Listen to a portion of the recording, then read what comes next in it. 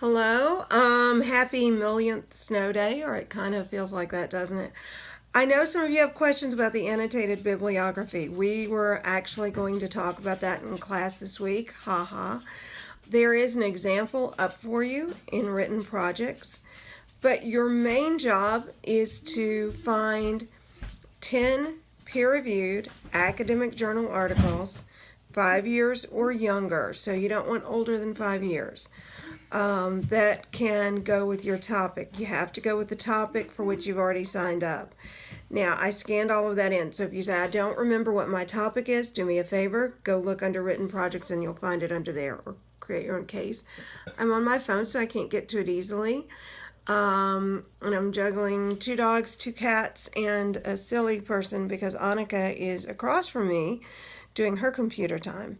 The main thing with an annotated bibliography is that you are following that model where you first have out author, title, journal, etc. Needs to be a journal, a real journal, not Mayo Clinic, not Harvard Health Newsletter. Needs to be something like Journal of Clinical Psychology, etc.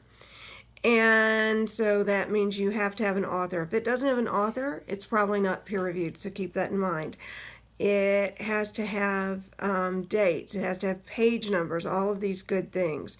We will talk about this more on Monday, but since you have another snow day and you can do all of this research from home, you might want to go ahead and get started. So here are a few things to keep in mind. Number one, to find the best articles that are peer-reviewed, go through Wake Text Library website. I know it's really tempting to go to Google Scholar. Most of you are familiar with that site. The problem is that it doesn't filter quite as well as EBSCO or one of these. They take a lot of the guesswork out. To log in from a remote location, in other words, not on campus, you want to use your Blackboard login and password.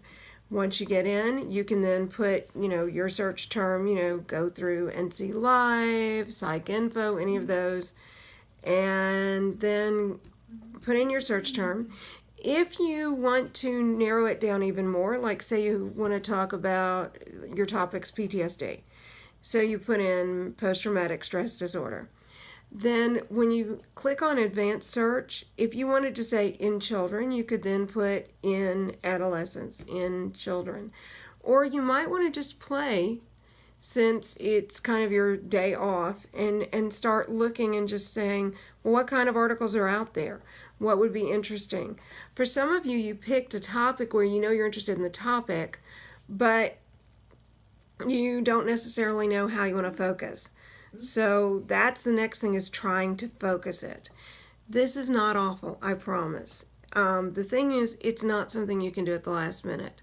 Students who wait till the last minute often end up regretting it.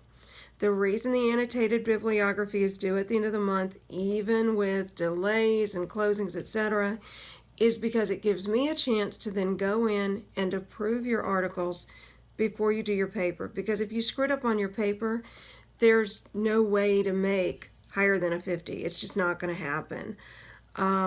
So this gives you a chance to go into your paper knowing that you've got a solid base grade from which to work. So find 10 articles, all peer-reviewed academic journal articles. No websites, not NIM, not the VA, nothing. Then you're going to write a summary, and a summary should be between 4 and 6 sentences, and it is basically a general description of the article. You can hear Annika in the background. She's in a very happy mood. She built a phenomenal snowman. I will probably add that to the notes later. Anyway, so then what you want to do is you want to read through, write that summary, and then find your next article. One of the neat things is that I'm having you hand it in on paper, and the reason you're handing it in on paper is so that if I look and I say, this is really, really well written, you can then actually take it and put it directly in your paper, and you don't have to rewrite it. If I say, this is good, but you're not giving me enough information here to show that you understand really what they're talking about, or you spat the article at me, which is great, but now I need you to show me that you understand what they say, then you know what you need to work on. The thing is, this can get done quite easily. Start now. Start looking for your articles. We are going to talk on Monday. It looks like we'll probably end up pushing your first test back by a day. So don't get too excited about that yet. Let me juggle some things and look around now that I'm not going to Arizona. That will help. And that is it for now.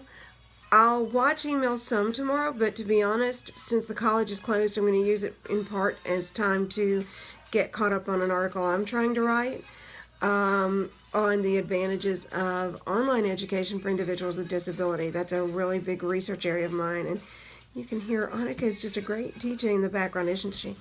My shirt was a gift. Judge Not, lest ye be Judy.